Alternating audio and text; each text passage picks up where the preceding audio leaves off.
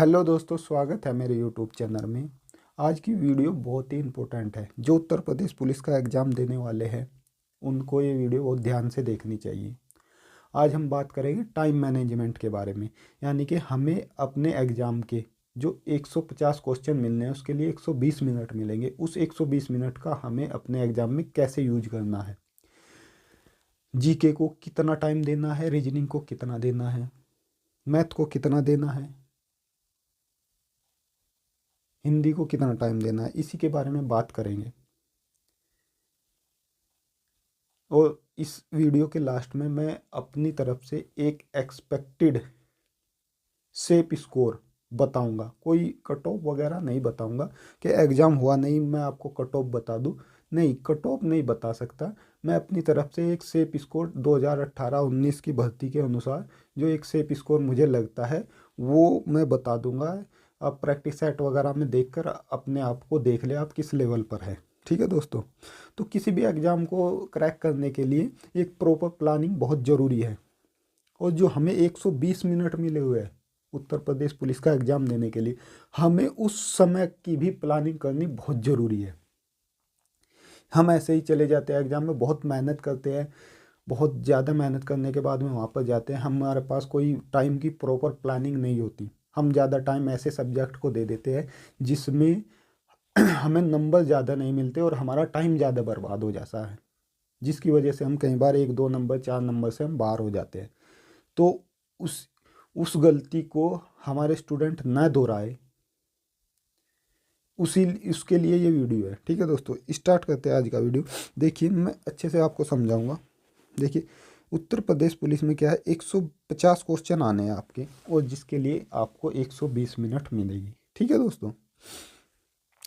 पर ये 120 मिनट आपको सारे क्वेश्चन करने के लिए नहीं मिलेंगे। उसके लिए आपको OMR सीट भी भरनी है, क्योंकि उत्तर प्रदेश पुलिस का जो पेपर है वो ऑफलाइन है। तो OMR सीट के गोले भी आपको उसी टाइम में भरने हैं। तो उसके लिए आप कम से कम 20 मिनट बचा कर रखें, यानी कि आपको क्वेश्चन के आंसर देने के लिए केवल 100 मिनट आपके पास होंगे। ठीक है दोस्तों। अब देखिए, उस 100 मिनट का आप कैसे यूज कर सकते हैं। ये 100 मिनट आपके पास हो गए। ठीक है दोस्तों।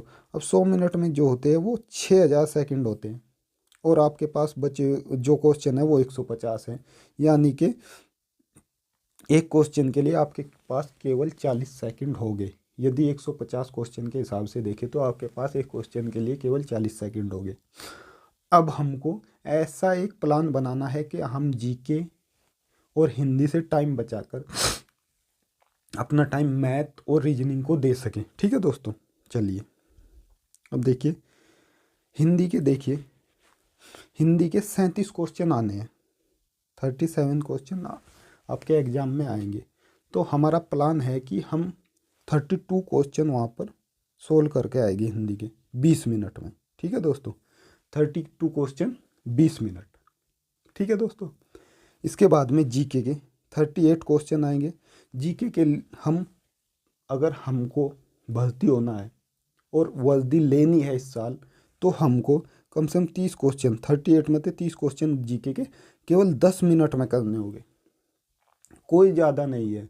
10 मिनट में जीके के क्वेश्चन आराम से आप कर सकते हैं। जब आप यहाँ से टाइम बचाएंगे तब आपको मैथ और रीजनिंग के लिए टाइम मिलेगा, तभी आप जो है लिस्ट में आ सकते हैं। ठीक है दोस्तों। अब देखिए, गणित के 20 क्वेश्चन हैं। अब गणित के 20 क्यों है, मैं 20 क्यों लिखे हुए हैं, क्योंकि गणित के टोटल 38 क्वेश्चन होते हैं। गणित के क्या होते हैं, 38 क्वेश्चन होते हैं, लेकिन उस 38 में से 18 क्वेश्चन रीजनिंग के होते हैं। उसको हम रीजनिंग में काउंट करेंगे। ठीक है दोस्तों।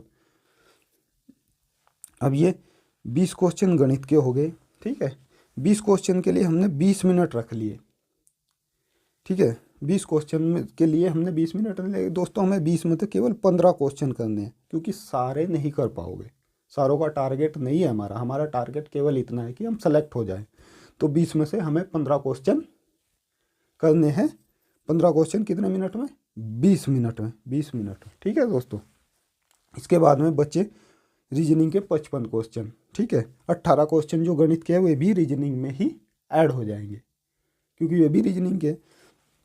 हमारे पास मिनट थी 100 में से हम जो खर्च कर चुके 20 हम हिंदी के लिए खर्च कर चुके, 10 हम जीके के लिए खर्च कर चुके और 20 हम गणित के लिए खर्च कर चुके, यानी कि 50 मिनट हम खर्च कर चुके। बचे हुए हमारे पास केवल 50 मिनट। अब 50 मिनट और 55 रीजनिंग के क्वेश्चन, लेकिन हमें 55 नहीं करने, हमें यहाँ से अगर हमने 45 क्वेश्चन भी सही कर दिए 50 मिनट में तो हमारे लिए काफ़ी है, हमें सेलेक्ट होने के लिए काफ़ी। हमें टॉपर नहीं बनना है, हमें केवल अपनी वर्दी लेनी है, हमें अपनी नौकरी लेनी है। ठीक है दोस्तों, अब देखिए टोटल हमने कितने क्वेश्चन हम यहाँ से कर देंगे इस तरीके से। दो,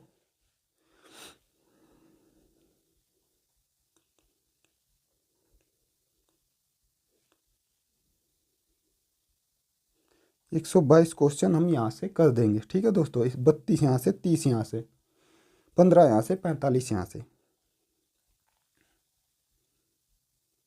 122 क्वेश्चन का मतलब है दोस्तों 244 नंबर।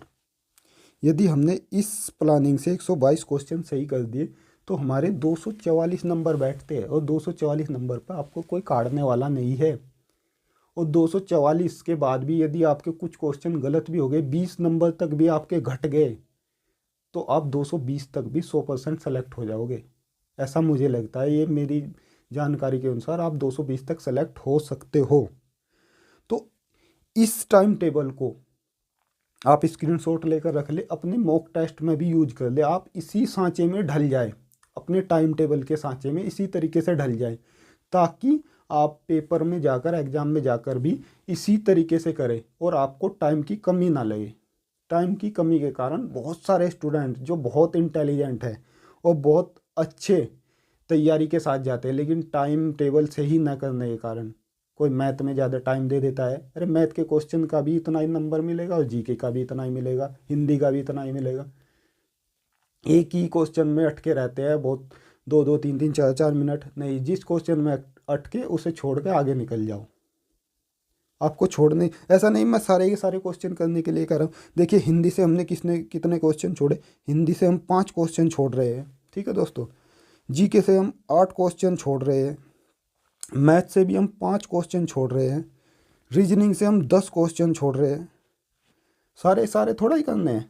देखिए हम कितने को, 10 और 5 15 और 8 23 और 5 28, 28 क्वेश्चन हम छोड़ कर चल रहे हैं दोस्तों। और 28 के बाद भी अगर हमारे 20 नंबर तक भी घट जाते हैं तो भी हमारा सिलेक्शन हो जाएगा।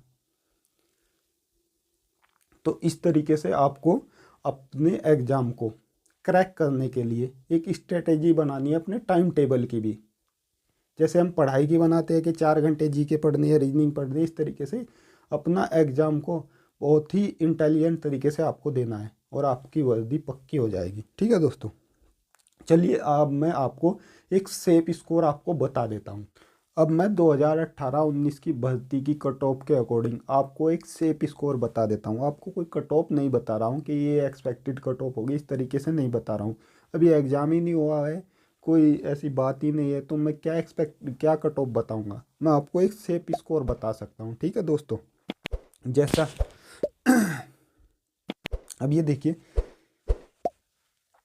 2018 में जो जनरली कट ऑफ थी वो 225 पर थी।